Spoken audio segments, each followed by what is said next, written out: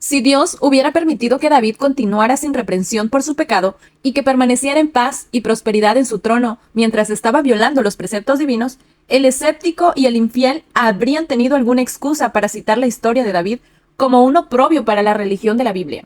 Pero en la aflicción por la que hizo pasar a David, el Señor muestra que no puede tolerar ni excusar el pecado. Y la historia de David nos permite ver también los grandes fines que Dios tiene en perspectiva en su manera de tratar con el pecado. Nos permite seguir aún a través de los castigos más tenebrosos el desenvolvimiento de sus propósitos de misericordia y de beneficencia.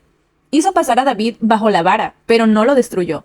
El horno es para purificar, pero no para consumir. El Señor dice: si dejaran sus hijos mi ley y no anduvieran en mis juicios, si profanaran mis estatutos y no guardaran mis mandamientos, entonces castigaré con vara su rebelión y con azote sus maldades. Pero no quitaré de él mi misericordia, ni faltaré a mi fidelidad. Poco después que David abandonó a Jerusalén, entraron Absalón y su ejército, y sin lucha alguna tomaron posesión de la fortaleza de Israel. Usaí se encontró entre los primeros que saludaron al monarca recién coronado, y el príncipe se quedó sorprendido y satisfecho al ver que el viejo amigo y consejero de su padre se le acercaba. Absalón estaba seguro de su éxito.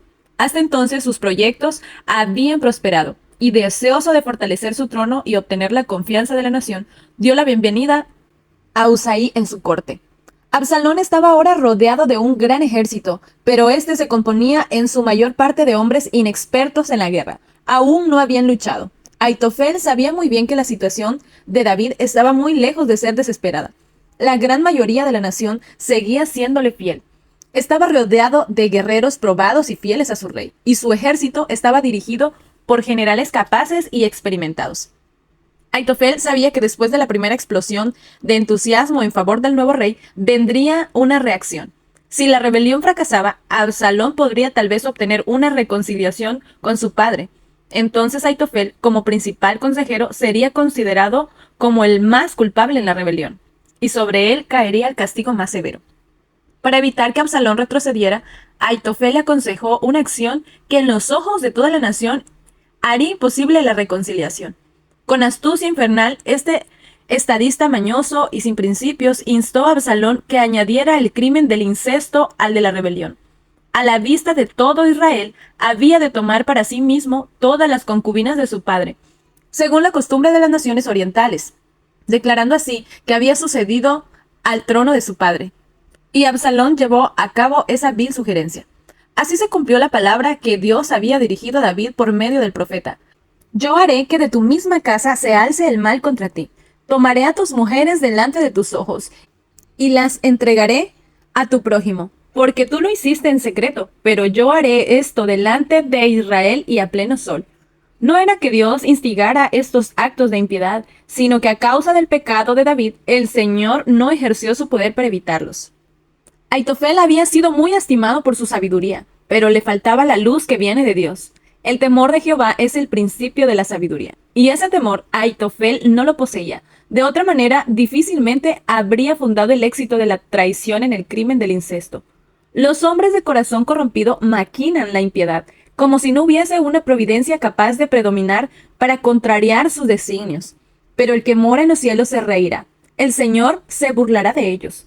El Señor declara: rechazaron mi consejo y menospreciaron todas mis reprensiones. Comerán del fruto de su camino y se hastiarán de sus propios consejos.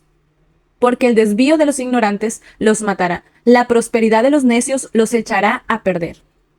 Habiendo tenido éxito en el plan destinado a afianzar su propia seguridad, Aitofel señaló insistentemente a Absalón la necesidad de obrar inmediatamente contra David. Yo escogeré ahora 12,000 hombres, me levantaré y seguiré a David esta noche. Caeré sobre él mientras está cansado y sin fuerzas. Lo atemorizaré y todo el pueblo que está con él huirá. Mataré solamente al rey y así haré que todo el pueblo se vuelva hacia ti. Este proyecto fue aprobado por los consejeros del rey. Si se lo hubiese puesto en práctica, David habría sido muerto seguramente, a menos que el Señor se hubiera interpuesto directamente para salvarlo.